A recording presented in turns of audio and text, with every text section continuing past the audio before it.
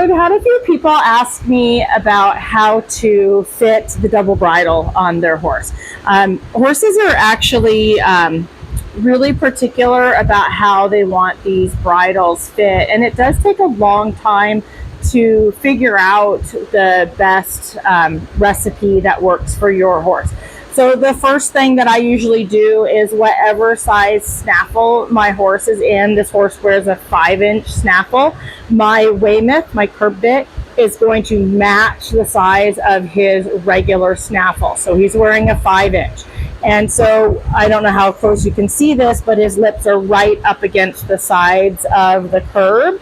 If we have, I don't even know if I can do this with him, if we have a bit that sticks out on the side, on both sides like this, the bit can shift diagonal in the mouth, and it's easier for them to get their tongue over the bit.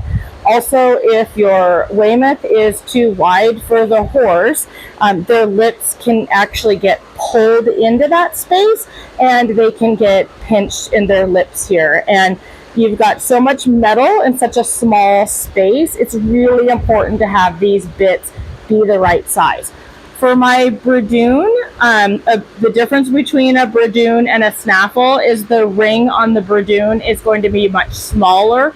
The ring on a traditional snaffle is going to be more out here. We do have some horses that we will have a traditional snaffle used as the bridoon. That is perfectly legal to do. I do that with the horses that are really sensitive.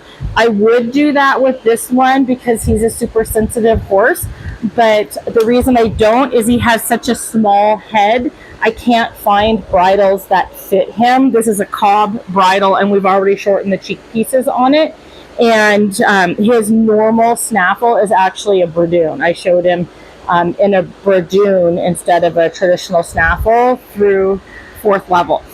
So he's used to this bit, and with the bridoon, we want it to be 1/4 to 1/2 of an inch bigger, wider than what our curb bit, our Weymouth is. And the reason is that it needs to come back, the mouthpiece has to come back behind the curb, or again, the skin is going to get pinched in there. And there's very little room here because your curb chain will lay between the Weymouth and the bridoon, and so it sits right in this little area here. And so if the bridoon is too small, it's going to squeeze the curb chain into the lip, and then you're going to have the possibility of pinching your horse's lip. And then I'm a big advocate of a lip strap on my curb. I think it helps keep the bit from being popped up. If the horse gets a little sassy, gets scared from another horse, scared in the awards, it keeps that bit from flipping up.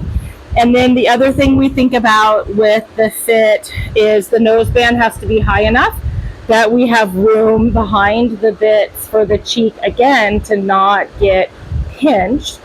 We have a no blood rule in dressage. Blood anywhere on the horse, a bug bite on their leg, a nick on the leg, anything on the face, anywhere on the horse, and you're automatically eliminated. So we have to really make sure nothing pinches here, especially when you get into hot weather.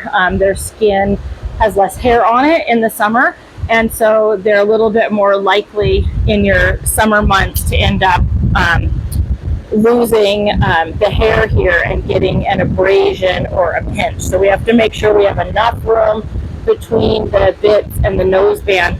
A lot of the nosebands nowadays are narrower here, and I really prefer that narrower piece back by the bits. And then for our setup of our curb chain, we want to have it so that when you pull on your curb rein, that you can't go back behind a 45-degree angle from the horse's lips to the shank of your curb. And so that's about as far as it can go. And you see, then he goes, oh, that's too far. I need to chew around because I'm pulling too hard on him. So then, of course, you know, what most people do is they just tighten the noseband. My nosebands are always very loose. I can easily fit both hands in here on my noseband and wiggle it around. I want that information from my horse that if I'm using too much curb rein, that he's going to let me know, and he's going to crack that mouth a little bit, and I'm going to change my riding and get him more onto the snaffle.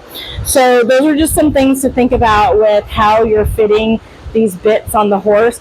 As for what you choose to use on the inside of their mouth, I often go with a bit fitter on that and have them come out and help me try a bunch of different bits to see what my horse is most comfortable in.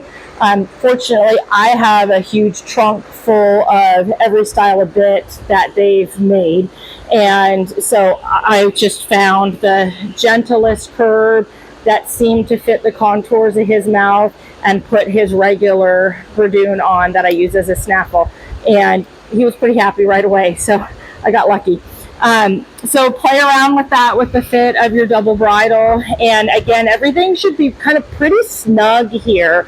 You don't want to feel like there's a lot of play, because then again you have that chance of squeezing a lip in there, pinching something, and it's already such a small little space that you have all this equipment in. You want to really make sure that they're as comfortable as they can be, because honestly, the two bits probably aren't that comfortable for the horse to wear in the first place. I guess the other last thing to think of is my snaffle is at the same height as it is in my regular snaffle, and my curb is slightly below it. So where the curb is, my snaffle sits over the top of it and a little bit below it. So then when I pull back on the snaffle rein, then my two bits become separate from each other. My snaffle comes a little above my curb, and everything still has room over the bars between their teeth so that nothing is hitting their teeth. But they are still in a very small space. There's one whole difference between the height of those two bits. So they're very, very close to each other when they're not in use. Happy riding, everyone.